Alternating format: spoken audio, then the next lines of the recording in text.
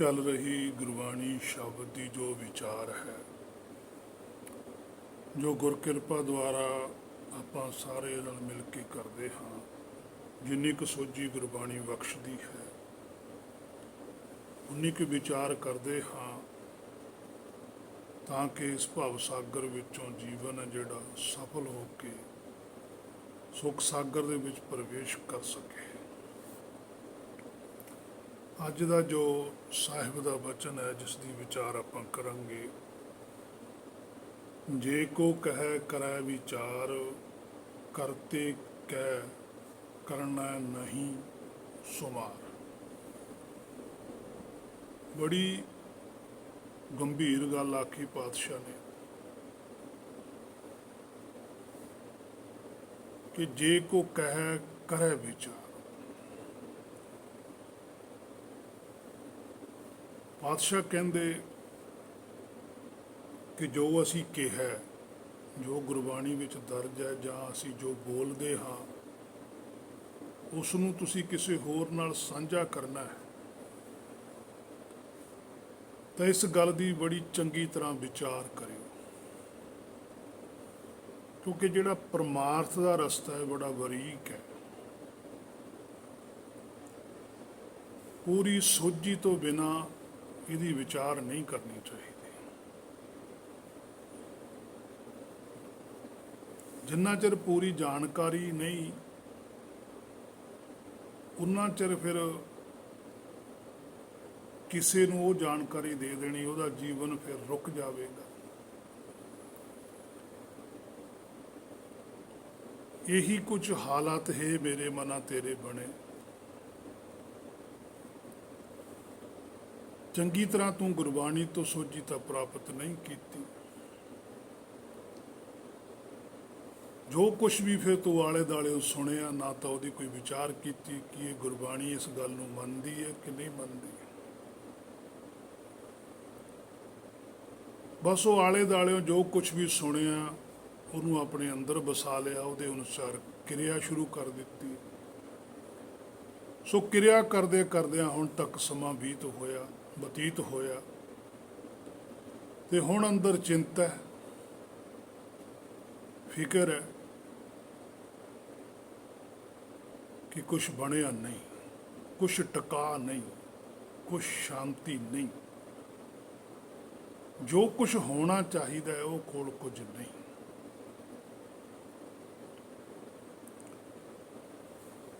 इसे करके पातशाह ने लिखा भी जे को कह, भी जे कोई तुहानू गल कहंदा तो उहदी विचार करियो, एवें सुन के मन ना लियो।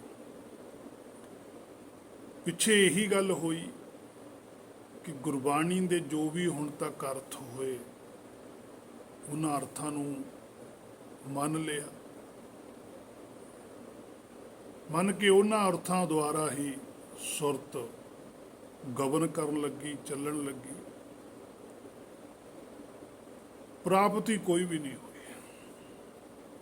जे तां प्राप्ति होई हुंदी फिर तां हुंदी शांति, फिर तां हुंदी प्रसन्नता, फिर तां हुंदी आनंदता। इन्हां चीज़ां चों कोई भी ऐसी चीज़ नहीं है।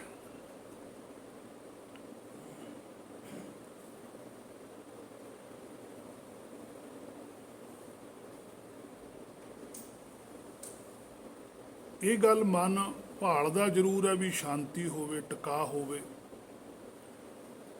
पर जदों सुनदा भी टका काहदे नाल हुंदा है, वो कहंदे भी इस तरह हुंदा। धर्म दे काम करो, पाठ करो, सिमरन करो, नाम जपो, सेवा करो, दान करो।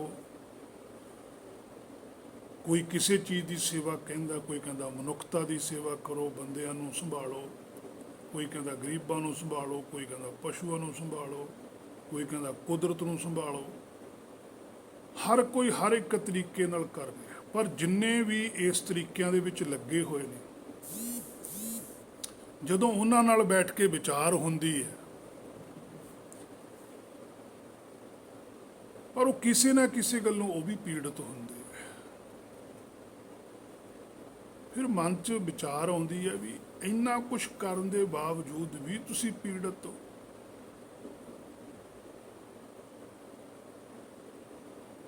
ਸੋ ਗੁਰਬਾਣੀ ਤਾਂ ਕਹਿੰਦੀ ਹੈ ਵੀ ਜਿਹੜਾ ਗੋਬਿੰਦ ਦੀ ਸੇਵਾ ਕਰਦਾ ਹੈ, ਉਹ ਤਾਂ ਸੁਖੀ ਹੀ ਬਹੁਤ ਹੈ। ਗੁਰਬਾਣੀ ਤਾਂ ਕਹਿੰਦੀ ਹੈ ਜੇ ਸੁਖ ਕੋ ਚਾਹੇ ਸਦਾ ਸਰਨ ਰਾਮ ਕੀ ਲੇ, ਵੀ ਰਾਮ ਦੀ ਸਰਨ ਵਿੱਚ ਤਾਂ ਬਹੁਤ ਸੁਖ ਹੈ। ਜੋ ਸੁਖ ਪ੍ਰਭ ਗੋਬਿੰਦ ਕੀ ਸੇਵਾ ਸੋ ਸੁਖ ਰਾਜ ਨਾ ਲਈ। ਉਹ ਤਾਂ ਰਾਜ ਵਿੱਚੋਂ ਵੀ ਸੁਖ ਨਹੀਂ ਮਿਲਦਾ, ਪਰ ਤੁਸੀਂ ਜਿਹੜੇ ਸੁੱਖ ਦੀ ਗੱਲ ਕਰਦੇ ਹੋ ਵੀ ਸਾਡੇ ਕੋਲ ਸੁੱਖ ਹੈ, ਉਹਦੇ ਅੰਦਰ ਤਾਂ ਚਿੰਤਾ ਵੀ ਹੈ, ਉਹਦੇ ਅੰਦਰ ਤਾਂ ਫਿਕਰ ਵੀ ਹੈ, ਤਪਸ਼ ਵੀ ਹੈ, ਟਿਕਾ ਨਹੀਂ ਹੈ।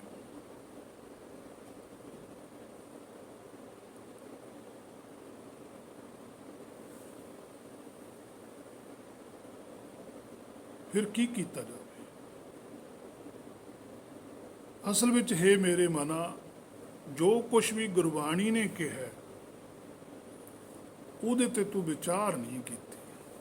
ਪਾਤਸ਼ਾਹ ਨੇ ਬਚਨ ਲਿਖਿਆ, ਜੇ ਕੋ ਕਹੈ, ਵੀ ਜੋ ਕੁਛ ਵੀ ਅਸੀਂ ਕਿਹਾ ਜਾਂ ਜੋ ਕੁਛ ਵੀ ਤੁਹਾਨੂੰ ਕਹੂਗਾ ਕੋਈ ਵੀ, ਸਾਤੋਂ ਬਿਨਾਂ ਵੀ, ਸਾਡੇ ਤੋਂ ਬਾਅਦ ਜਦੋਂ ਅਸੀਂ ਸਰੀਰ ਛੱਡ ਕੇ ਚਲੇ ਜਾਵਾਂਗੇ ਗੁਰਬਾਣੀ ਰਹੂਗੀ।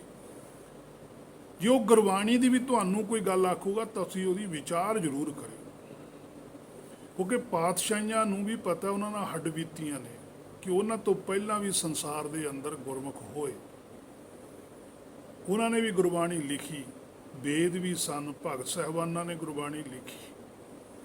ਜਦੋਂ ਭਗਤ ਸਾਹਿਬ ਇਸ ਸੰਸਾਰ ਚੋਂ ਸਰੀਰ ਛੱਡ ਕੇ ਜੋਤ ਚਲੇ ਗਈ, ਉਸ ਤੋਂ ਬਾਅਦ ਲੋਕਾਂ ਨੇ ਉਹਨਾਂ ਦੀਆਂ ਕਹੀਆਂ ਹੋਈਆਂ ਗੱਲਾਂ ਨੂੰ ਹੀ ਬਦਲਤਾ।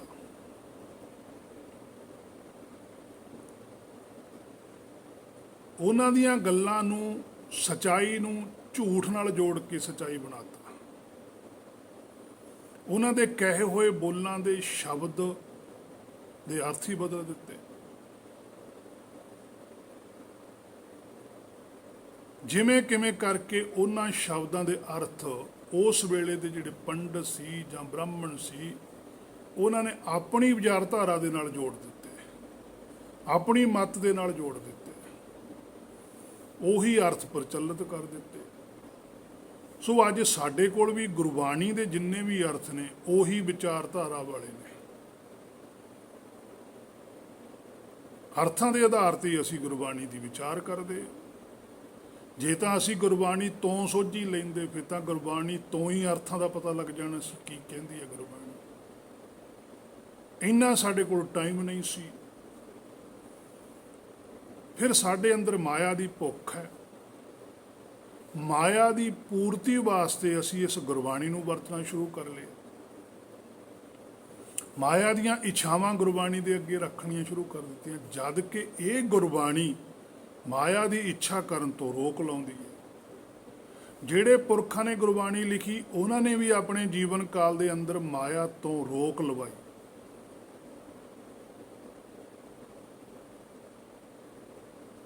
ਪਰ ਅੱਜ ਗੁਰਬਾਣੀ ਹੈ, ਤੇ ਗੁਰਬਾਣੀ ਵਿੱਚ ਵੀ ਬਚਨ ਨੇ ਕਿ ਮਾਇਆ ਦੀ ਇੱਛਾ ਨਹੀਂ ਕਰਨੀ, ਪਰ ਫਿਰ ਵੀ ਲੱਗੇ। ਸੋ ਜਿਹੜੇ ਧਰਮ ਦੇ ਵੱਡੇ ਵੱਡੇ ਆਗੂ ਹੈ, ਉਹ ਆਪ ਆਖਦੇ ਹਨ ਕਿ ਜੀ ਇਹਦੇ ਕੋਲੋਂ ਸਾਰਾ ਕੁਝ ਹੀ ਮਿਲਦਾ ਹੈ। ਤੇ ਦੁਵਿਧਾ ਵਿੱਚ ਪੈ ਜਾਂਦੀ ਹੈ ਆਤਮਾ ਕਿ ਹੁਣ ਮੈਂ ਕਿਹਦੀ ਗੱਲ ਮੰਨਾਂ। ਗੁਰਬਾਣੀ ਦੇ ਅਰਥਾਂ ਦਾ ਪਤਾ ਨਹੀਂ ਲੱਗਦਾ, ਇਹਨਾਂ ਕੋਲ ਸੋਝੀ ਹੈ, ਇਹ ਜੋ ਕਹਿੰਦੇ ਆ ਸਹੀ ਹੈ ਗੱਲ। ਉਹ ਧਰਮ ਦੇ ਸੰਸਾਰੀ ਧਾਰਮਿਕ ਆਗੂਆਂ ਦੀ ਗੱਲ ਮੰਨ ਕੇ ਇਹ ਮੇਰੇ ਮਨਾ ਲੱਗੇ ਹੋਏ ਆ ਸਾਰੇ, ਪਰ ਅੰਦਰੋਂ ਸਾਰੇ ਦੁਖੀ ਨੇ, ਅੰਦਰੋਂ ਸਭ ਦੇ ਅੰਦਰ ਚਿੰਤਾ ਹੈ, ਕੋਈ ਟਿਕਾਚ ਨਹੀਂ ਹੈ। ਕਿਉਂ ਨਹੀਂ ਟਿਕਾ ਦੇ ਅੰਦਰ, ਕਿਉਂ ਨਹੀਂ ਸ਼ਾਂਤੀ? ਕਿਉਂਕਿ ਅਸਲ ਵਸਤੂ ਕੋਲ ਨਹੀਂ ਹੈ। ਜਿਹੜੀ ਵਸਤੂ ਨੇ ਸ਼ਾਂਤੀ ਦੇਣੀ ਹੈ, ਵਸਤੂ ਨਹੀਂ ਹੈ। ਜਿਸ ਰਾਮ ਦੀ ਸ਼ਰਨ ਵਿੱਚ ਸਦੀਵ ਸੁਖ ਮਿਲਣਾ, ਉਸ ਰਾਮ ਦੀ ਸ਼ਰਨ 'ਚ ਨਹੀਂ ਗਿਆ। ਇਹ ਨਿਸ਼ਾਨੀ ਹੈ ਜਿਹੜਾ ਰਾਮ ਦੀ ਸ਼ਰਨ ਵਿੱਚ ਰਹੂਗਾ ਮਨ ਆਤਮਾ ਉਹ ਸ਼ਾਂਤੀ ਵਿੱਚ ਰਹੂਗਾ, ਕਿਉਂਕਿ ਰਾਮ ਸ਼ਾਂਤੀ 'ਚ ਹੈ। ਜਿਹਦੇ ਕੋਲ ਸੁੱਖ ਹੋਊਗਾ ਉਹੀ ਸੁੱਖ ਦੇ ਸਕਦਾ ਕਿਸੇ ਨੂੰ। ਜਿਹਦੇ ਕੋਲ ਆਪਦੇ ਕੋਲ ਹੀ ਚਿੰਤਾ ਹੈ ਉਹ ਦੂਜੇ ਨੂੰ ਵੀ ਚਿੰਤਾ ਹੀ ਦਊਗਾ ਨਾ, ਸੁੱਖ ਥੋੜ੍ਹਾ ਦਊਗਾ। ਸੋ ਗੁਰਬਾਣੀ ਦੇ ਅਰਥ ਬਦਲ ਦਿੱਤੇ ਗਏ, ਟੀਕੇਕਾਰਾਂ ਨੇ ਬਦਲੇ। ਜਿਹੜੀ ਗੱਲ ਸ੍ਰੀ ਪਾਤਸ਼ਾਹ ਕਬੀਰ ਸਾਹਿਬ ਜੀ ਨੇ ਆਖੀ ਸੀ, ਪਾਹਨ ਬੋਡੀ ਪ੍ਰਥਮੀ ਪੰਡਤ ਪਾੜੀ ਬਾਟ, ਕਿ ਪਹਿਲਾਂ ਵੇਦਾਂ ਨੂੰ ਚੇਂਜ ਕੀਤਾ ਗਿਆ, ਵੇਦਾਂ ਦੇ ਅਰਥ ਬਦਲੇ ਗਏ, ਸਿਮਰਤ ਸ਼ਾਸਤਰ ਲਿਖੇ ਗਏ, ਹੋਰ ਬੇਅੰਤ ਉਹਨਾਂ ਦੇ ਦੁਆਲੇ ਗ੍ਰੰਥ ਲਿਖ ਕੇ ਰੱਖ ਦਿੱਤੇ ਗਏ। ਸ਼ਬਦ ਉਹੀ ਵਰਤ ਲਿਆ, ਅਰਥ ਬਦਲ ਦਿੱਤਾ।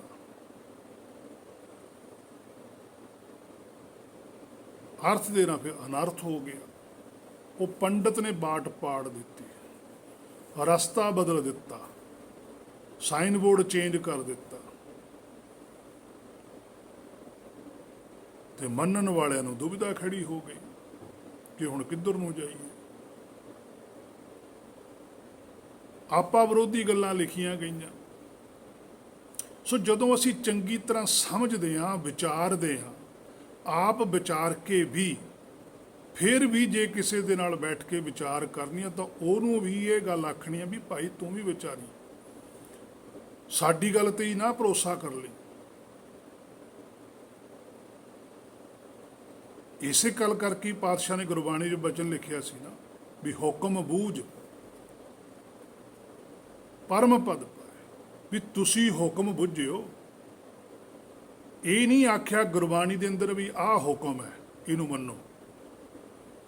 ਪਹਿਲਾਂ ਹੁਕਮ ਬੁੱਝੋਗੇ ਫਿਰ ਮਨ ਹੋਊਗਾ। ਹੁਕਮ ਬੁੱਝ ਕਿਵੇਂ ਹੁੰਦਾ ਹੈ? ਸ਼ਬਦ ਵਿਚਾਰ ਦੇ ਨਾਲ। ਹੇ ਮੇਰੇ ਮਨਾ, ਜਦੋਂ ਤੂੰ ਗੁਰਬਾਣੀ ਤੋਂ ਸੋਝੀ ਲਵੇਂਗਾ, ਸ਼ਬਦ ਵਿਚਾਰ ਕਰੇਗਾ, ਗੁਰਬਾਣੀ 'ਚ ਜੋ ਲਿਖਤ ਹੈ ਉਹਨੂੰ ਵਿਚਾਰੇਗਾ ਵੀ ਪਾਤਸ਼ਾਹ ਕਹਿਣਾ ਕੀ ਚਾਹੁੰਦੇ ਸੀ। ਜੇ ਕੋ ਕਹੇ ਜਿਹੜਾ ਕੁਛ ਵੀ ਤੈਨੂੰ ਉਹਨਾਂ ਨੇ ਕਿਹਾ ਹੋਇਆ ਉਹਦੀ ਪਹਿਲਾਂ ਵਿਚਾਰ ਕਰ, ਆਪਣੇ ਤੇ ਉਸ ਵਿਚਾਰ ਨੂੰ ਲਾਗੂ ਕਰ। ਜਿਵੇਂ ਜਿਵੇਂ ਤੂੰ ਉਸ ਵਿਚਾਰ ਨੂੰ ਆਪਣੇ ਨਾਲ ਵਿਚਾਰੇਗਾ, ਆਪਣੀ ਸੁਰਤ ਦੇ ਨਾਲ ਮਿਲਾਏਗਾ ਜੋ ਗੁਰਬਾਣੀ ਦਾ ਫਰਮਾਨ ਹੈ, ਤੇ ਫਿਰ ਆਪਣੇ ਜੀਵਨ ਦੇ ਵਿੱਚ ਉਹਦੇ ਅਨੁਸਾਰ ਚੱਲੇਗਾ, ਫਿਰ ਸ਼ਾਂਤੀ ਹੈ, ਫਿਰ ਟਿਕਾਏ, ਫਿਰ ਹੁਕਮ ਬੁੱਝਿਆ ਜਾਣਾ। ਹੁਕਮ ਉਦੋਂ ਹੀ ਬੁੱਝ ਹੁੰਦਾ ਹੈ। ਕੀ ਹੁਕਮ ਹੈ? ਉਹ ਹੁਕਮ ਬੁੱਝ ਕੇ ਜਦੋਂ ਤੂੰ ਕਿਸੇ ਨੂੰ ਕੁਝ ਦੱਸੇਗਾ ਫਿਰ ਤੂੰ ਵੀ ਇਹੀ ਆਖੇਂਗਾ ਵੀ ਭਾਈ ਹੁਕਮ ਬੁੱਝੋ। ਹੁਕਮ ਕਰ ਨਹੀਂ ਸਕਦਾ ਕੋਈ ਮਾਇਆ 'ਚ। ਮਾਇਆ ਦੇ ਵਿੱਚ ਵਿਚਾਰ ਹੁੰਦੀ ਹੈ, ਸਲਾਹ ਹੁੰਦੀ ਹੈ, ਮਸ਼ਵਰੇ ਹੁੰਦੇ ਹੈ, ਮਤੇ ਪਕਾਏ ਜਾਂਦੇ, ਸਾਂਝ ਕੀਤੀ ਜਾਂਦੀ ਹੈ। ਸਾਂਝ ਕਰੀਜੈ ਗੁਣਾ ਕੇਰੀ ਸਾਂਝ ਹੈ, ਆਰਡਰ ਨਹੀਂ ਹੈ। ਆਰਡਰ ਹਿਰਦੇ 'ਚੋਂ ਹੀ ਪੈਦਾ ਹੋਣਾ ਜਦੋਂ ਸਾਂਝ ਪੂਰੀ ਹੋ ਗਈ।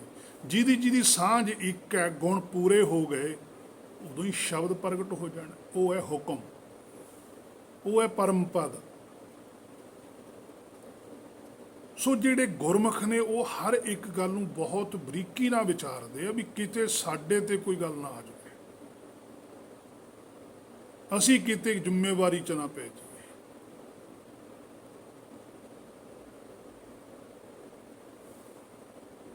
ਜਿਨ ਇਹ ਲਿਖੇ ਤਿਸ ਸਿਰ ਨਾਹਿ, ਗੁਰੂ ਨਾਨਕ ਜੀ ਕਹਿੰਦੇ ਜਿਹੜੇ ਮੈਂ ਕੁਛ ਲਿਖ ਰਿਹਾ, ਜਿਨ ਇਹ ਲਿਖੇ ਤਿਸ ਸਿਰ ਨਾਹਿ, ਮੇਰੀ ਕੋਈ ਜ਼ਿੰਮੇਵਾਰੀ ਨਹੀਂ ਇਹਨਾਂ ਅੱਖਰਾਂ ਦੀ, ਮੈਂ ਸਿਰਫ ਲਿਖਦਾ।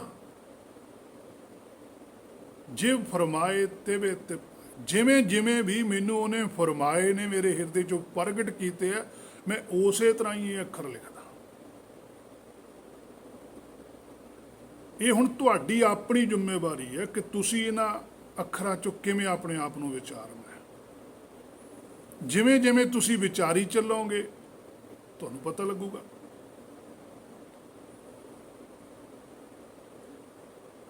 ਜਦੋਂ ਤੁਸੀਂ ਬਿਲਕੁਲ ਸਹੀ ਵਿਚਾਰੋਗੇ ਤਾਂ ਇੰਨਾ ਕੁ ਪਾਤਸ਼ਾਹ ਕਹਿੰਦੇ ਅਸੀਂ ਤੁਹਾਨੂੰ ਦੱਸ ਸਕਦੇ ਹਾਂ ਵੀ ਜਦੋਂ ਤੁਸੀਂ ਬਿਲਕੁਲ ਖਰੇ ਪਛਾਣੋਗੇ ਤਾਂ ਤੁਸੀਂ ਵੀ ਸਾਡੇ ਵਰਗੇ ਹੀ ਬਣੋਗੇ, ਇੱਕੋ ਜਿਹੀ ਹੋਵੋਗੇ।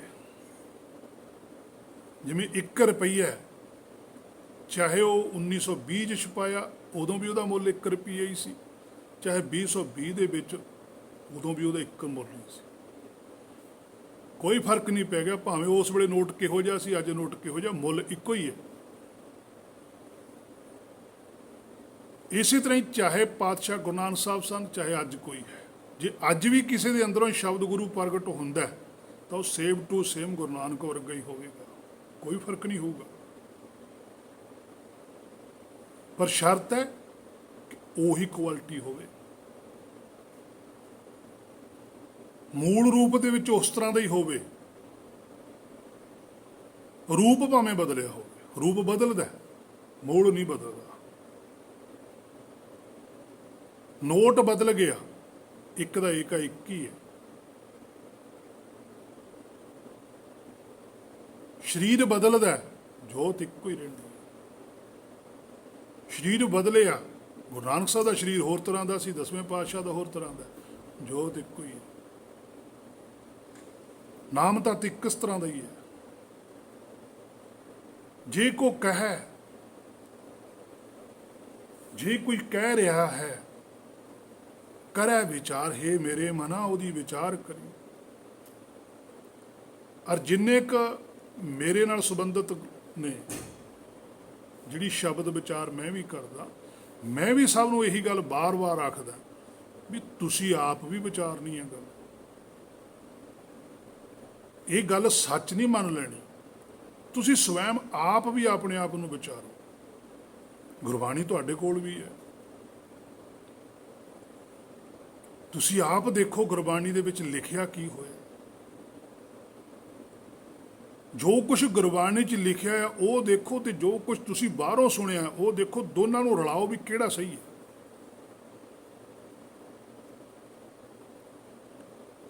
ਔਰ ਜਿਹੜਾ ਤੁਹਾਨੂੰ ਸਹੀ ਲੱਗਦਾ ਵੀ ਆਹ ਬਿਲਕੁਲ ਸਹੀ ਹੈ, ਉਹਨੂੰ ਆਪਣੇ ਤੇ ਫਿਰ ਅਪਲਾਈ ਕਰੋ, ਲਾਗੂ ਕਰੋ, ਫਿਰ ਉਹਦੇ 'ਚੋਂ ਰਿਜ਼ਲਟ ਨਿਕਲੂਗਾ। ਜੇ ਤਾਂ ਰਿਜ਼ਲਟ ਨਿਕਲਦਾ ਗੁਰਬਾਣੀ ਵਾਲਾ ਹੀ, ਫਿਰ ਤਾਂ ਬਿਲਕੁਲ ਸਹੀ ਹੈ। ਜੇ ਗੁਰਬਾਣੀ ਵਾਲਾ ਰਿਜ਼ਲਟ ਨਹੀਂ ਨਿਕਲ ਰਿਹਾ ਤਾਂ ਫਿਰ ਕੋਈ ਨਾ ਕੋਈ ਕਮੀ ਹੈ, ਫਿਰ ਵਿਚਾਰਨਾ ਪਊਗਾ।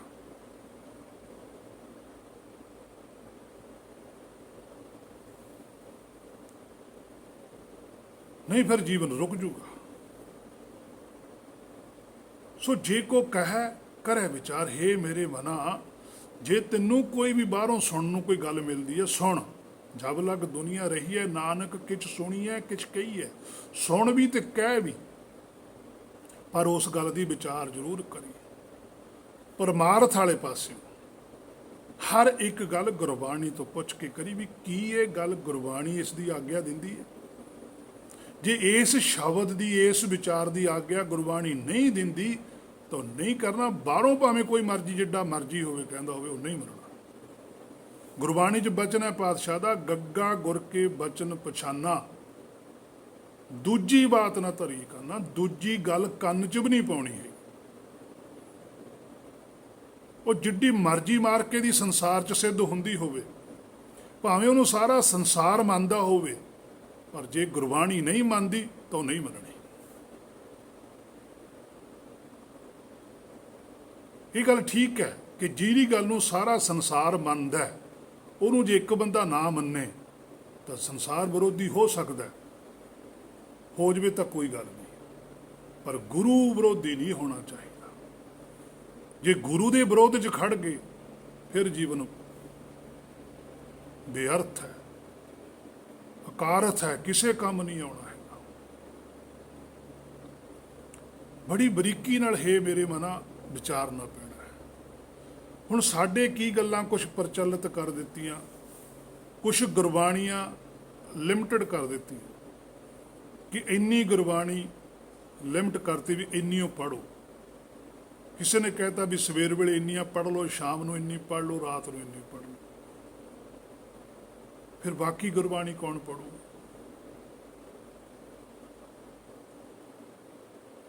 ਅਕਸਰ ਨੂੰ ਪਾਤਸ਼ਾਹੀਆਂ ਨੇ ਜੇ ਇੰਨੀ ਉਹ ਲਿਮਟ ਰੱਖਣੀ ਹੁੰਦੀ ਤਾਂ ਉਹ ਪਾਤਸ਼ਾਹੀਆਂ ਹੀ 19 ਗੁਰਬਾਣੀ ਲਿਖ ਦਿੰਦੇ। ਫਿਰ ਤਾਂ ਗੁਰੂ ਨਾਨਕ ਸਾਹਿਬ ਨੂੰ ਵੀ ਗੁਰਬਾਣੀ ਲਿਖਣ ਦੀ ਲੋੜ ਨਹੀਂ ਸੀ, ਭਗਤ ਸਾਹਿਬਾਨਾਂ ਦੀ ਸੀ, ਜਾਂ ਇਕੱਲੇ ਕਬੀਰ ਸਾਹਿਬ ਦੀ ਹੋਈ ਸੀ, ਦੂਜੇ ਨਾ ਲਿਖਦੇ। ਕਿ ਕਬੀਰ ਸਾਹਿਬ ਦੀ ਗੁਰਬਾਣੀ 'ਚ ਬ੍ਰਹਮ ਦੀ ਸੋਝੀ ਨਹੀਂ? ਜਾਂ ਚਲੋ ਜੇ ਗੁਰੂ ਨਾਨਕ ਸਾਹਿਬ ਨੇ ਗੁਰਬਾਣੀ ਲਿਖੀ ਤਾਂ ਫਿਰ ਦੂਜੇ ਪਾਤਸ਼ਾਹ ਨੂੰ ਤਾਂ ਲੋੜ ਹੀ ਨਹੀਂ ਸੀ। ਉਹਨਾਂ ਨੇ ਕਿਉਂ ਲਿਖੀ? ਕੀ ਗੁਰੂ ਨਾਨਕ ਸਾਹਿਬ ਦੀ ਲਿਖੀ ਗੁਰਬਾਣੀ 'ਚ ਕੋਈ ਕਮੀ ਹੈ? ਜਿੰਨੀ ਗੁਰਬਾਣੀ ਲਿਖ ਕੇ ਸਾਨੂੰ ਦਿੱਤੀ ਇਹ ਵੀ ਥੋੜੀ ਹੈ। ਇੰਨੀ ਦੇ ਵਿੱਚੋਂ ਵੀ ਜੇ ਅਸੀਂ ਆਪਣੇ ਆਪ ਨੂੰ ਸਮਝ ਲਈਏ ਤਾਂ ਵੀ ਸਾਡੇ ਧੰਨ ਭਾਗ ਨੇ। ਪਰ ਸਾਡੇ ਤਾਂ ਕੱਟ ਕਟਾ ਕੇ ਗੁਰਬਾਣੀ ਦਾ ਇੱਥੋਂ ਤੱਕ ਲਿਆ। ਇਹ ਕਹਿੰਦੇ ਜੀ ਇਕੱਲਾ ਇੱਕ ਓਂਕਾਰ ਤੋਂ ਲੈ ਕੇ ਨਾਨਕ ਹੋਸੀ ਪੀ ਸੱਚ ਤੱਕ ਹੀ ਕਰ ਲਿਆ ਕਰੋ, ਸਭ ਕੁਝ ਹੀ ਇਹਦੇ ਵਿੱਚ। ਇਹ ਗੱਲ ਠੀਕ ਹੈ ਕਿ ਇਹਦੇ ਵਿੱਚ ਹੀ ਸਭ ਕੁਝ ਹੈ, ਪਰ ਜੇ ਕਿਸੇ ਨੂੰ ਮਿਲਿਆ ਦਿਖਾਵੇ। ਪਾਤਸ਼ਾਹੀਆਂ ਨੇ ਤਾਂ ਦਿਖਾਇਆ ਸਭ ਕੁਝ। ਜਿਹੜਾ ਕੁਝ ਪਾਤਸ਼ਾਹੀਆਂ ਦੇ ਭਗਤ ਸਾਹਿਬਾਨਾਂ ਦੇ ਹਿਰਦੇ 'ਚ ਸੀ ਉਹਨਾਂ ਨੇ ਦਿਖਾਇਆ। ਹਰ ਕਾ ਭਗਤ ਪ੍ਰਗਟ ਨਹਿ ਛਪੈ, ਉਹ ਨਹੀਂ ਲੁਕੇ ਹੈਗੇ, ਤਾਂ ਬਾਹਰ ਆਏ ਨੇ। ਇਸੇ ਇੱਕ ਤੋਂ ਲੈ ਕੇ ਗੁਰਪ੍ਰਸਾਦ ਤੱਕ ਜਾਂ ਨਾਨਕ ਹੋਸੀ ਪੀ ਸੱਚ ਤੱਕ ਨੂੰ ਸਮਝਣ ਵਾਸਤੇ, ਜਾਣਨ ਵਾਸਤੇ, ਵਿਚਾਰਨ ਵਾਸਤੇ ਸਾਰੀ ਗੁਰਬਾਣੀ ਸਮਝਣੀ ਪੈਂਦੀ ਹੈ। ਫਿਰ ਕਿਤੇ ਜਾ ਕੇ ਪਤਾ ਲੱਗਦਾ ਵੀ ਇਹ ਗੱਲ ਕੀ ਲਿਖੀ ਹੋਈ ਹੈ। ਫਿਰ ਉਹਦੀ ਵਿਚਾਰ ਚੱਲਦੀ ਹੈ ਹਿਰਦੇ ਦੇ ਅੰਦਰ। ਉਹ ਵਿਚਾਰ ਅਜਪਾ ਜਪ ਹੈ, ਉਹਨੂੰ ਬਾਹਰ ਨਹੀਂ ਜਪਿਆ ਜਾਂਦਾ। ਬਾਹਰ ਸਿਰਫ ਅਸੀਂ ਗੁਰਬਾਣੀ ਪੜ੍ਹ ਸੁਣ ਸਕਦੇ ਹਾਂ, ਜਪ ਨਹੀਂ ਸਕਦੇ, ਸਮਝ ਸਕਦੇ ਹਾਂ, ਵਿਚਾਰ ਸਕਦੇ ਹਾਂ। ਜਪੀ ਹਿਰਦੇ 'ਚ ਜਾਂਦੀ ਹੈ। ਜੋ ਕੁਛ ਵੀ ਅਸੀਂ ਬਾਹਰ ਵਿਚਾਰਿਆ ਉਸ ਵਿਚਾਰਨ ਤੋਂ ਬਾਅਦ ਉਹਦਾ ਜਪ ਹੁੰਦਾ ਹੈ। ਜਪ ਹੁੰਦਾ ਹੀ ਹਿਰਦੇ ਦੇ ਵਿੱਚ। ਬਾਹਰੋਂ ਗਿਆਨ ਇੰਦਰੀਆਂ ਦੁਆਰਾ ਅਸੀਂ ਵਿਚਾਰ ਸਕਦੇ ਹਾਂ, ਸਾਡੇ ਕੋਲ ਬੁੱਧੀ ਹੈ। ਵਿਚਾਰਨ ਤੋਂ ਬਾਅਦ ਹਿਰਦੇ ਦੇ ਵਿੱਚ ਜਦੋਂ ਜਪ ਹੁੰਦਾ ਹੈ, ਜਪ ਪੂਰਾ ਹੋ ਜਾਂਦਾ ਹੈ, ਪੂਰੀ ਸਾਨੂੰ ਸਮਝ ਆ ਜਾਂਦੀ ਵੀ ਗੱਲ ਆ ਇਸ ਤਰ੍ਹਾਂ ਹੀ ਹੈ। ਉਸ ਤੋਂ ਬਾਅਦ ਫਿਰ ਤਪ ਸ਼ੁਰੂ ਹੁੰਦਾ ਹੈ, ਫਿਰ ਉਹਨੂੰ ਲਾਗੂ ਕਰਦੇ। ਜਿਵੇਂ ਜਿਵੇਂ ਅਸੀਂ ਤਪ ਕਰਦੇ ਹਾਂ, ਲਾਗੂ ਕਰਦੇ ਹਾਂ ਗੁਰਬਾਣੀ ਦੀ ਕਹੀ ਹੋਈ ਗੱਲ, ਫਿਰ ਸੰਜਮ ਹੈ। ਫਿਰ ਉਹ ਸੱਚ ਦਾ ਜਿਹੜਾ ਤੱਤ ਹੈ ਸਾਡੇ ਕੋਲ ਰਹਿ ਜਾਂਦਾ, ਭਰਮ ਸਾਡਾ ਦੂਰ ਹੋ ਜਾਂਦਾ। ਸੰਜਮ ਹੁੰਦਾ ਭਰਮ ਦਾ ਦੂਰ ਹੋ ਜਾਣਾ, ਸੱਚ ਰਹਿ ਜਾਣਾ।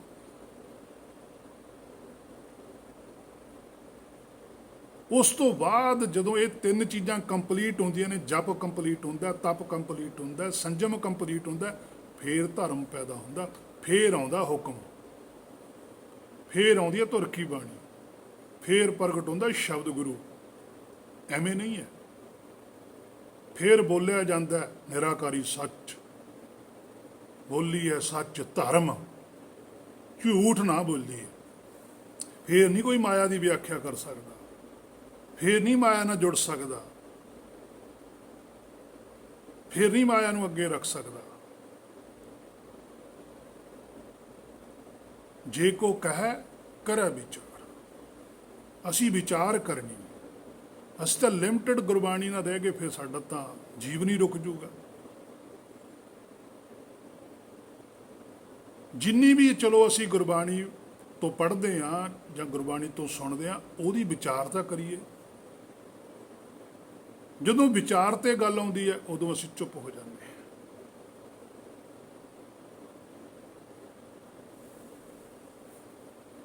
ਜਿਵੇਂ ਸ਼ਬਦ ਨਾਮ ਆਉਂਦਾ, ਹੁਣ ਨਾਮ ਸ਼ਬਦ ਵੀ ਗੁਰਬਾਣੀ ਦੇ ਅੰਦਰ ਕਈ ਰੂਪਾਂ 'ਚ ਲਿਖਿਆ ਹੋਇਆ।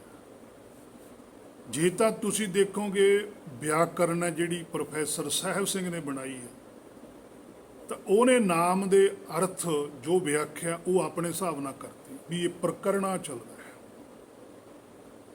ਪਰ ਜਦੋਂ ਤੁਸੀਂ ਇਹਦੇ ਤੇ ਵੇਦ ਵਿਆਕਰਨ ਲਾਗੂ ਕਰੋਗੇ, ਜਿਹਦੀ ਆਗਿਆ ਗੁਰਬਾਣੀ 'ਚ ਦਿੱਤੀ ਗਈ ਹੈ, ਜਿਹਨੀ ਵੇਦ ਵਿਆਕਰਨ ਵਿਚਾਰੇ, ਤਾਂ ਉਹਦਾ ਅਰਥ ਸਾਰਾ ਹੀ ਚੇਂਜ ਹੋ ਜਾਣਾ ਪੰਜਾਬੀ ਦੀ ਵਿਆਕਰਨ ਨਾਲ। ਪੰਜਾਬੀ ਦੀ ਵਿਆਕਰਨ ਦੀ ਲੋੜ ਹੈ, ਪਰ ਬਹੁਤ ਥੋੜੀ। 100 ਦੇ ਵਿੱਚੋਂ 1%। 99% ਲੋੜ ਹੈ ਵੇਦ ਵਿਆਕਰਨ ਦੀ। ਜਦੋਂ ਅਸੀਂ ਵੇਦ ਵਿਆਕਰਨ ਲਾਗੂ ਕਰਾਂਗੇ ਤਾਂ ਸਾਰੀ ਗੱਲ ਆਤਮਾ ਤੇ ਹੋਊਗੀ। ਜਦੋਂ ਅਸੀਂ 1% ਗੱਲ ਕਰਾਂਗੇ ਤਾਂ ਵਿਆਕਰਨ ਦੀ ਉਹ ਸਰੀਰ ਤੇ ਲਾਗੂ ਹੋਊਗੀ, ਕਿਉਂਕਿ ਸਰੀਰ ਵੀ ਆਤਮਾ ਨਾਲ ਇਨਵੋਲਵ ਹੈ, ਪਰ 1%। ਕਿਉਂਕਿ ਸਰੀਰ ਦੇ ਦੁਆਰਾ ਹੀ ਅਸੀਂ ਸਮਝਾ ਸਕਦੇ ਹਾਂ ਕਿਸੇ ਨੂੰ, ਬਾਹਰੋਂ ਕੁਦਰਤ ਚੋਂ ਹੀ ਸਮਝਾ ਸਕਦੇ। ਜਿਵੇਂ ਪਾਤਸ਼ਾਹ ਨੇ ਕਿਹਾ, ਲੋਕ ਜਾਣੇ ਇਹ ਗੀਤ ਹੈ। ਹੁਣ ਲੋਕਾਂ ਨੇ ਤੁਹਾਨੂੰ ਗੀਤ ਹੀ ਮੰਨ ਲਿਆ, ਕਿਉਂਕਿ 1% ਗੱਲ ਕੀਤੀ ਹੈ ਮਾਇਆ ਦੀ। ਇਹ ਤੋਂ ਬ੍ਰਹਮ ਵਿਚਾਰ 99% ਬ੍ਰਹਮ ਵਿਚਾਰ ਹੈ। ਹੁਣ 99% ਜਿਹੜੀ ਬ੍ਰਹਮ ਦੀ ਵਿਚਾਰ ਸੀ ਉਹ ਛੱਡਤੀ, 1% ਅੱਜ ਸਾਡੇ ਕੋਲ ਫੜੀ ਹੋਈ ਹੈ।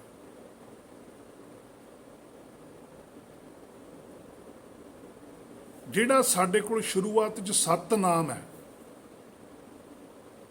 ਇਹ ਚੀਜ਼ ਹੋਰ ਹੈ। ਜਿਹੜਾ ਸਾਡੇ ਕੋਲ ਅੱਗੇ ਗੁਰਬਾਣੀ 'ਚ ਆਉਂਦਾ ਅੱਖਰੀ ਨਾਮ, ਇਹ ਗੱਲ ਹੋਰ ਹੈ। ਸਾਨੂੰ ਇਹਨਾਂ ਦੋਨਾਂ 'ਚ ਭੇਦ ਦਾ ਨਹੀਂ ਪਤਾ ਲੱਗਿਆ।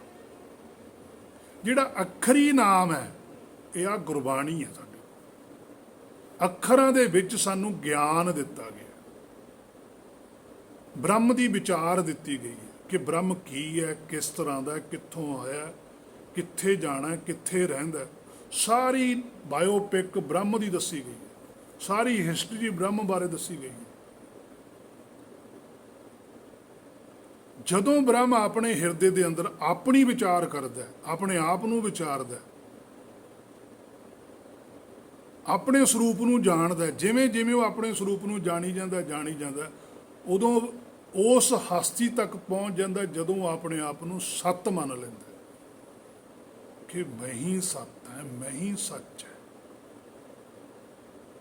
ਉਸੇ ਵੇਲੇ ਇਹਦੇ ਅੰਦਰੋਂ ਉਹ ਨਾਮ ਹੈ ਜਿਹੜਾ ਇਹਦਾ ਆਪਣਾ ਸੁੰਦਰ ਸਰੂਪ ਹੈ, ਉਹ ਪ੍ਰਗਟ ਹੁੰਦਾ ਹੈ। ਪਹਿਲਾਂ ਆਪਣੇ ਆਪ ਨੂੰ ਸੱਤ ਜਾਣਦਾ ਹੈ। ਗੁਰਬਾਣੀ ਇਹਨੂੰ ਸੱਤ ਜਣਾਉਂਦੀ ਹੈ ਵੀ ਤੂੰ ਹੀ ਸੱਤ ਹੈ, ਆਦਿ ਸੱਚ, ਤੂੰ ਹੀ ਸੱਚ ਸਰੂਪ ਹੈ, ਹੋਰ ਕੋਈ ਸੱਚ ਸਰੂਪ ਨਹੀਂ ਹੈ। ਤੂੰ ਸੱਚ ਸਰੂਪ ਹੈ। ਤੂੰ ਝੂਠ ਦੀ ਸੰਗਤ ਕਰਦਾ, ਬਸ ਸੰਗਤ ਛੱਡ ਦੇ। ਕੋਈ ਚੀਜ਼ ਅਸੀਂ ਆਪਣੇ ਹੱਥ 'ਚ ਫੜ ਲਈ, ਜਿੰਨਾ ਚਿਰ ਉਹ ਚੀਜ਼ ਸਾਡੇ ਹੱਥ 'ਚ ਸਾਡੇ ਨਾਲ ਜੁੜੀ ਹੋਈ ਹੈ, ਪਰ ਜਦੋਂ ਛੱਡ ਦਈਏ ਅਸੀਂ, ਫੇਰ ਨਹੀਂ ਸਾਡੇ ਨਾਲ ਜੁੜੀ ਹੋਈ। ਇਸੇ ਤਰ੍ਹਾਂ ਹੀ ਸਾਡੀ ਸੁਰਤ ਇੱਥੇ ਕਿਸੇ ਚੀਜ਼ ਨਾਲ ਜੁੜੀ ਹੋਈ ਹੈ। ਜਦੋਂ ਅਸੀਂ ਸੁਰਤ 'ਚੋਂ ਚੀਜ਼ ਛੱਡਤੀ ਤਾਂ ਅਸੀਂ ਉਦੋਂ ਪਰੇ ਹਾਂ। ਸਾਡੀ ਸੁਰਤ ਮਾਇਆ ਨਾਲ ਜੁੜੀ ਹੋਈ ਹੈ। ਸਾਨੂੰ ਮਾਇਆ ਨੇ ਨਹੀਂ ਫੜਿਆ ਹੋਇਆ, ਅਸੀਂ ਮਾਇਆ ਨੂੰ ਫੜਿਆ ਹੋਇਆ। ਅਸੀਂ ਛੱਡ ਸਕਦੇ ਹਾਂ ਮਾਇਆ ਨੂੰ, ਪਰ ਛੱਡੇ ਕੌਣ? ਕਿਉਂਕਿ ਮਾਇਆ ਦੀ ਜੇ ਕੋਈ ਪੂਰੀ ਸੋਝੀ ਕਰਾਊ ਤਾਂ ਛੱਡੂ। ਹੁਣ ਪੂਰੀ ਸੋਝੀ ਗੁਰਬਾਣੀ ਤੋਂ ਬਿਨਾਂ ਤਾਂ ਕੁਝ ਨਹੀਂ, ਉਹ ਸਾਨੂੰ ਲੈਣੀ ਪਊਗੀ। ਜਾਂ ਸਾਨੂੰ ਕੋਈ ਐਸਾ ਪੁਰਖ ਮਿਲੇ ਜਿਹਦੇ ਕੋਲ ਪੂਰੀ ਸੋਝੀ ਹੋਵੇ, ਉਹ ਸਾਨੂੰ ਸਮਝਾਵੇ, ਤਾਂ ਸਾਡਾ ਮਨ ਮੰਨ ਸਕਦਾ। ਜਾਂ ਅਸੀਂ ਖੁਦ ਆਪ ਗੁਰਬਾਣੀ ਤੋਂ ਸੋਝੀ ਲਈਏ, ਫਿਰ ਉਹਨੂੰ ਲਾਗੂ ਕਰਦੇ ਚੱਲੀਏ, ਗੱਲ ਫਿਰ ਵੀ ਸਾਡੇ ਦੀ ਖੜੂ। ਚਾਹੇ ਪੂਰਾ ਕੋਈ ਪੁਰਖ ਵੀ ਸਾਡੇ ਸਾਹਮਣੇ ਹੋਵੇ, ਉਹ ਵੀ ਸਾਨੂੰ ਜਦੋਂ ਸਮਝਾਊਗਾ, ਮੰਨਣਾ ਤਾਂ ਸਾਨੂੰ ਹੀ ਖੁਦ ਨੂੰ ਪੈਣਾ।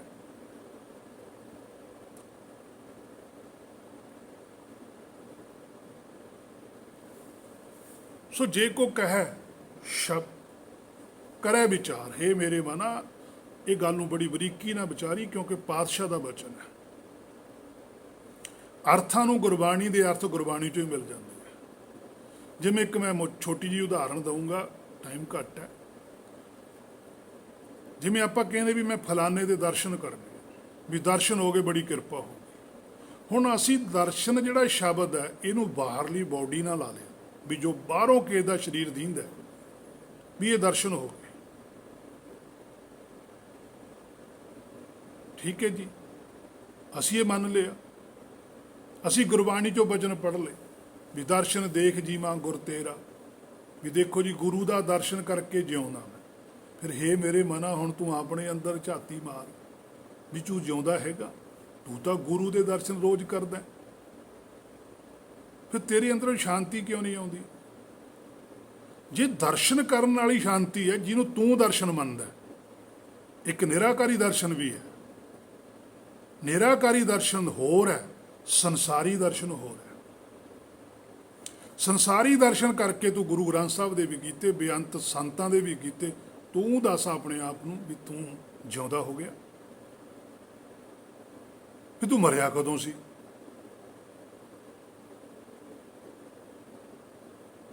ਤੇ ਮਰਿਆ ਹੋਇਆ ਜਿਉਂਦਾ ਕਿਵੇਂ ਹੋ ਗਿਆ? ਕਿਹੜੀ ਚੀਜ਼ ਮਰੀ ਤੇ ਕਿਹੜਾ ਜਿਉਂਦੀ ਹੋਈ? ਇਹਦਾ ਜਵਾਬ ਤੂੰ ਦੇ। ਕੀ ਜਵਾਬ ਦੇਂਗਾ? ਕੋਈ ਜਵਾਬ ਨਹੀਂ। ਗੁਰ ਕਾ ਦਰਸ਼ਨ ਦੇਖ ਦੇਖ ਜੀਵਾਂ ਸ਼ਬਦ ਹੈ। ਗੁਰ ਕਾ ਦਰਸ਼ਨ ਹੈ, ਗੁਰੂ ਦਾ ਨਹੀਂ ਹੈ, ਗੁਰ ਕਾ। ਜਿਵੇਂ ਜਿਵੇਂ ਸਾਨੂੰ ਗੁਰ ਹੁੰਦਾ ਸਾਡਾ ਆਪਣਾ ਬ੍ਰਹਮ, ਜਿਵੇਂ ਜਿਵੇਂ ਸਾਨੂੰ ਆਪਣੇ ਆਪ ਦੀ ਸੋਝੀ ਆਉਂਦੀ ਹੈ। ਦਰਸ਼ਨ ਦਾ ਅਰਥ ਹੈ ਸੋਝੀ, ਸੁਗਿਆਨ। ਜਿਵੇਂ ਜਿਵੇਂ ਸਾਨੂੰ ਆਪਣੇ ਆਪ ਦੀ ਸੋਝੀ ਆਉਂਦੀ ਜਾਂਦੀ ਹੈ, ਦੇਖ ਦੇਖ ਜੀਵਾਂ, ਤਿਵੇਂ ਤਿਵੇਂ ਸਾਡਾ ਜੀਵਨ ਬਣਦਾ ਹੈ। ਸਾਨੂੰ ਪਤਾ ਲੱਗਦਾ ਵੀ ਮੇਰੇ 'ਚ ਆ ਗਲਤੀਆਂ ਸੀ, ਆ ਮੇਰੇ 'ਚ ਔਗਣ ਸੀ। ਔਗਣ ਮੇਰੇ 'ਚੋਂ ਦੂਰ ਹੁੰਦੇ ਜਾਂਦੇ, ਔਗਣ ਦੂਰ ਹੁੰਦੇ ਹੈ, ਮਨ ਨੂੰ ਸ਼ਾਂਤੀ ਆਉਂਦੀ ਹੈ, ਮਨ ਟਿਕਾ 'ਚ ਆਉਂਦਾ, ਜੀਵਨ ਬਣਦਾ ਹੈ। ਮਨ ਦੇ ਅੰਦਰ ਚਿੰਤਾ ਹੈ, ਔਗਣ ਭਰਪੂਰ ਨੇ, ਮਨ ਮਰਦਾ ਹੈ। ਅਸੀਂ ਹਰ ਵੇਲੇ ਡਰਦੇ ਰਹਿੰਦੇ ਵੀ ਜੇ ਐਂ ਕਹਿ ਤਾਂ ਆਹ ਨਾ ਹੋ ਜਾਵੇ, ਆਹ ਕਰਤਾ ਤਾਂ ਆਹ ਨਾ ਹੋ ਜਾਵੇ। ਉਹ ਜਿਹੜਾ ਸਾਡੇ ਅੰਦਰ ਡਰ ਹੈ, ਤਾਂ ਸਾਡਾ ਜਿਹੜੀ ਆਤਮਿਕ ਬਲ ਹੈ ਉਹ ਮਰਦਾ ਹੈ। ਜਦੋਂ ਸਾਡੇ ਅੰਦਰੋਂ ਡਰ ਖਤਮ ਹੁੰਦਾ ਹੈ, ਭੈ ਚੱਕ ਹੁੰਦੀ ਹੈ, ਗੁਣਾਂ ਦਾ ਵਾਸਾ ਹੁੰਦਾ ਹੈ, ਤਾਂ ਤਿਵੇਂ ਤਿਵੇਂ ਸਾਡਾ ਜੀਵਨ ਹੈ। ਹੁਣ ਇੱਥੇ ਸ਼ਬਦ ਹੈ ਦਰਸ਼ਨ। ਹੁਣ ਆਪਾਂ ਦੂਜੇ ਪਾਸੇ ਗੁਰਬਾਣੀ ਤੋਂ ਫੇਰ ਪੁੱਛਦੇ ਹਾਂ। ਗੁਰਬਾਣੀ ਕਹਿੰਦੀ ਹੈ ਨਾਨਕ ਨਾਮ ਮਿਲੇ ਤਾਂ ਜੀਵਾਂ। ਹੁਣ ਦੋਨੇ ਬਚਨ ਗੁਰਬਾਣੀ ਦੇ ਆ। ਇੱਥੇ ਵੇਦ ਵਿਆਕਰਨ ਲਾਗੂ ਹੋ ਗਈ। ਉੱਥੇ ਆ ਗਿਆ ਗੁਰ ਕਾ ਦਰਸ਼ਨ, ਇੱਥੇ ਨਾਨਕ ਆ ਗਿਆ। ਨਾਨਕ ਵੀ ਸਾਡਾ ਮੂਲ ਹੀ ਹੈ। ਨਾਨਕ ਨਾਮ ਮਿਲੇ, ਉੱਥੇ ਦਰਸ਼ਨ ਹੈ, ਇੱਥੇ ਨਾਮ ਹੈ। ਇਹਦਾ ਮਤਲਬ ਸਿੱਧੀ ਸਪਸ਼ਟ ਰਹੀ ਹੈ ਕਿ ਨਾਮ ਤੇ ਦਰਸ਼ਨ ਇੱਕੋ ਹੀ ਗੱਲ ਹੈ। ਸ਼ਬਦ ਵੱਖੋ ਵੱਖਰੇ ਆ, ਮੂਲ ਰੂਪ ਇੱਕੋ ਹੀ ਹੈ। ਇਹੀ ਭੁਲੇਖਾ ਤੋੜਿਆ ਕਿ ਕਿਤੇ ਤੁਸੀਂ ਦਰਸ਼ਨਾਂ ਦਾ ਅਰਥ ਹੋਰ ਨਾ ਸਮਝ ਲਿਓ, ਨਾਮ ਦਾ ਅਰਥ ਹੋਰ ਨਾ ਕਰ ਲਿਓ। ਸ੍ਰੀ ਪਾਤਸ਼ਾਹ ਕਬੀਰ ਸਾਹਿਬ ਵੀ ਕਹਿੰਦੇ ਪਹਿਲੇ ਦਰਸ਼ਨ ਮਗਹਰ ਪਾਏ। ਕਹਿੰਦੇ ਪਹਿਲਾਂ ਜਿਹੜੀ ਮੈਨੂੰ ਸੋਝੀ ਆਈ ਆ ਮਗਹਰ ਚੋਂ ਆਈ। ਫੁਨ ਕਾਸ਼ੀ ਵਸ ਆਈ, ਫੇਰ ਕਹਿੰਦੇ ਮੈਂ ਦੁਬਾਰਾ ਕਾਸ਼ੀ ਚਾਹੁੰਦਾ।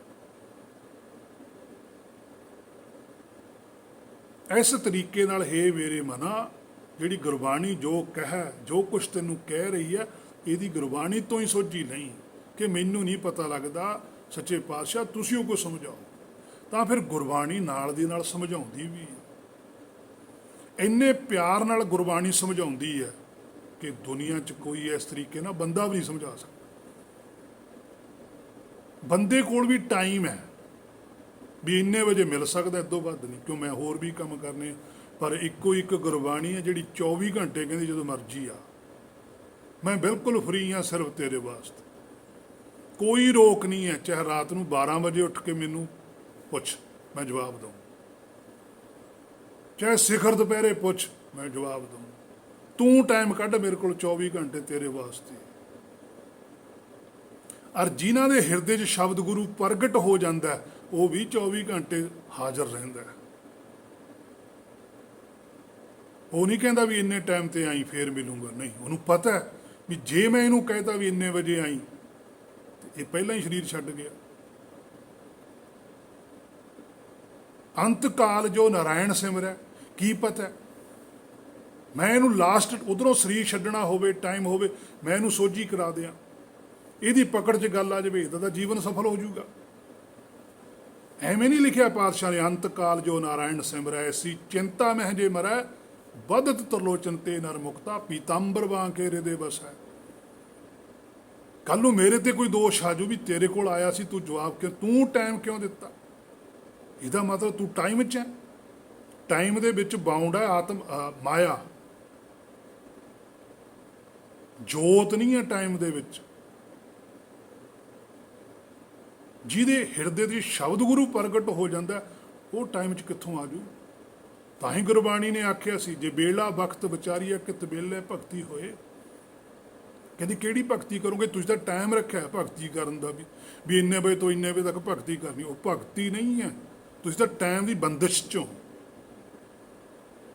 ਇਹ ਜੋ ਤਾਂ ਬੰਦ ਖਲਾਸੀ ਭਾਣੇ ਹੋਏ, ਇਹ ਜੋ ਤਾਂ ਖਲਾਸੀ ਕਰਨੀ ਹੈ।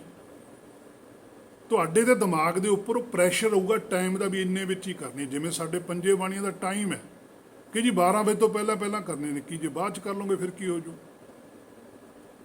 ਰਹਿਰਾ ਸ਼ਾਮ ਨੂੰ ਹੀ ਪੜ੍ਹਨੀ ਹੈ ਜੀ, ਗੁਰਬਾਣੀ ਦਾ ਕਿਤੇ ਨਹੀਂ ਲਿਖਿਆ ਵੀ ਸ਼ਾਮ ਨੂੰ ਹੀ ਪੜ੍ਹਨੀ ਹੈ।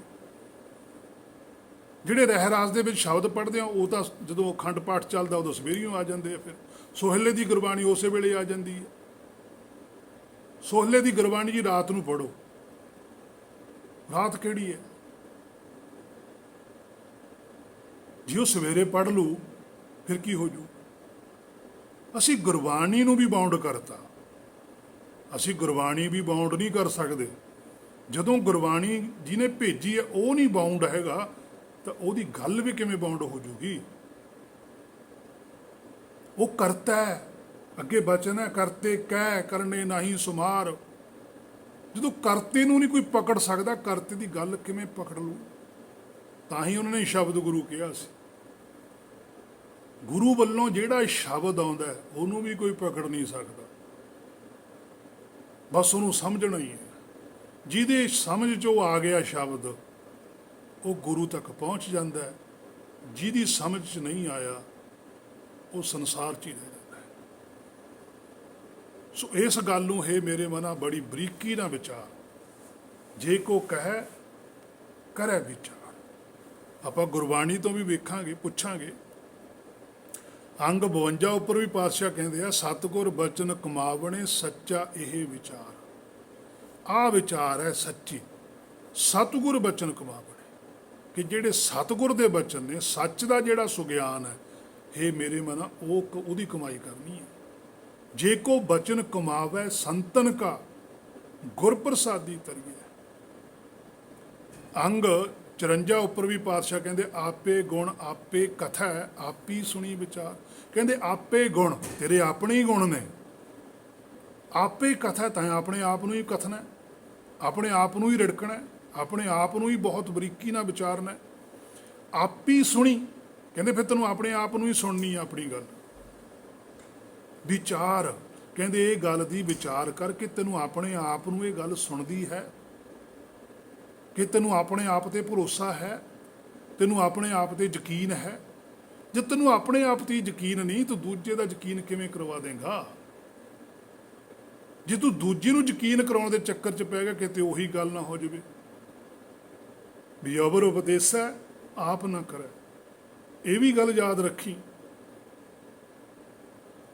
ਕਿ ਵਾਹਵਾ ਕਰਾਉਣ ਦਾ ਮਾਰਾ ਵੀ ਲੋਕ ਮੈਨੂੰ ਕਹਿਣ ਬੜਾ ਗਿਆਨ ਆ, ਵੀ ਇਹਨੂੰ ਤਾਂ ਬੜੀ ਸੋਝੀ, ਇਹਨੂੰ ਤਾਂ, ਪਰ ਤੂੰ ਆਪ ਉਹ ਗੱਲ ਨਾ ਮੰਨਦਾ ਹੋਵੇਂ। ਇਹ ਮੇਰੇ ਮਨਾ, ਪਹਿਲਾਂ ਤੂੰ ਆਪ ਮੰਨ ਇਹ ਗੱਲ, ਨਹੀਂ ਫਸ ਜਾਏਗਾ। ਇਸ ਸੰਸਾਰ 'ਚ ਕੋਈ ਖਾਸ ਏਡੀ ਸੋਭਾ ਨਹੀਂ ਹੈ। 2-4 ਦਿਨ ਕਰਦੇ ਆ, ਮੁੜ ਕੇ ਨਹੀਂ ਕਰਦੇ। ਜੇ ਕੋ ਕਹੇ, ਜੋ ਕੁਛ ਵੀ ਤੈਨੂੰ ਗੁਰਬਾਣੀ ਕਹਿੰਦੀ ਹੈ ਉਹਦੀ ਵਿਚਾਰ ਕਰ। ਆਪੀ ਸੁਣੀ ਵਿਚਾਰ, ਆਪਣੇ ਆਪ ਬਾਰੇ ਕੁਝ ਸੁਣ ਕਿ ਮੈਂ ਕੌਣ ਆ, ਉਹਦੀ ਵਿਚਾਰ ਕਰ। ਅੰਗ 61 ਉੱਪਰ ਵੀ ਪਾਤਸ਼ਾਹ ਕਹਿੰਦੇ, ਪ੍ਰੇਮ ਪਦਾਰਥ ਪਾਈਐ ਗੁਰਮੁਖ ਤਤ ਵਿਚਾਰ। ਪ੍ਰੇਮ ਪਦਾਰਥ, ਪ੍ਰੇਮ ਪਦਾਰਥ ਕੀ ਹੁੰਦਾ? ਗਿਆਨ। ਉਹ ਗਿਆਨ ਦਾ ਪਦਾਰਥ ਲੈਣਾ, ਉਹਦੀ ਪ੍ਰਾਪਤੀ ਕਰਨੀ ਹੈ। ਉਹਦੇ ਨਾਲ ਕੀ ਉਹ ਗੁਰਮੁਖੀ, ਕਿ ਅੰਤਰ ਆਤਮਾ ਦੀ ਸੋਝੀ ਆਵੇ। ਕੀ ਅੰਤਰ ਆਤਮਾ ਦੀ ਸੋਝੀ ਕੀ ਹੈ? ਕਿ ਤਤ ਵਿਚਾਰ, ਉਹ ਤਤ ਸਰੂਪ ਹੈ, ਉਹਦੀ ਵਿਚਾਰ ਕਰ। ਅੰਗ 253 ਉੱਪਰ ਪਾਤਸ਼ਾਹ ਕਹਿੰਦੇ, ਹਰ ਹਰ ਜਪਤ ਅਨੇਕ ਜਨ ਨਾਨਕ ਨਾਹੇ ਸੁਮਾਰ। ਇਹ ਫਿਰ ਦੂਸਰੇ ਸ਼ਬਦ ਦੀ ਵਿਚਾਰ ਹੈ, ਜੋ ਗੁਰ ਕਿਰਪਾ ਦੁਆਰਾ ਆਪਾਂ ਫਿਰ ਕਰਾਂਗੇ ਜੇ ਗੁਰ ਨੇ ਚਾਹਿਆ। ਅੱਜ ਦੀ ਵਿਚਾਰ ਇੱਥੇ ਹੀ ਸੀਗੀ ਕਿ ਜੇ ਕੋ ਕਹੇ ਕਰੇ ਵਿਚਾਰ।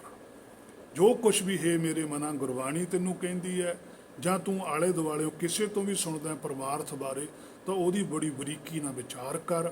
ਵਿਚਾਰ ਕਰਕੇ ਆਪਣੇ ਤੇ ਲਾਗੂ ਕਰ, ਤਾਂ ਕਿ ਤੇਰਾ ਜੀਵਨ ਸਫਲ ਹੋ ਸਕੇ। ਹੋਈਆਂ ਬੇਅੰਤ ਭੁੱਲਾਂ ਦੀ ਖਿਮਾ।